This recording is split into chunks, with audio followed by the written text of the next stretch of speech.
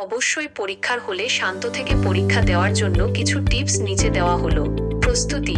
পরীক্ষার আগে ভালোভাবে প্রস্তুতি নিন। যখন আপনি ভালোভাবে প্রস্তুতি নেবেন, তখন আপনার মধ্যে আত্মবিশ্বাস বাড়বে এবং ভয় কমবে।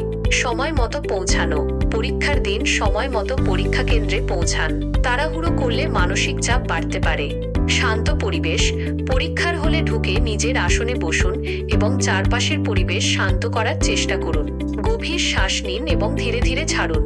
প্রশ্নপত্র পড়া। প্রশ্নপত্র হাতে পেয়ে ভালোভাবে পড়ুন। প্রশ্ন বুঝতে কোনো অসুবিধা হলে শিক্ষককে জিজ্ঞাসা করতে পারেন। সময় ব্যবস্থাপনা। পরীক্ষার সময় ভালোভাবে ভাগ করে নিন। কোন প্রশ্নের জন্য কত সময় লাগবে তা আগে থেকে ঠিক করে নিন। ধীরে ধীরে লেখা। তাড়াহুড়ো না করে ধীরে ধীরে উত্তর লিখুন। হাতের লেখা সুন্দর ও স্পষ্ট করার চেষ্টা করুন। আত্মবিশ্বাস। নিজের ওপর বিশ্বাস রাখুন। ভয় পেলে বা নার্ভাস হলে আপনার প্রস্তুতি নষ্ট হতে পারে।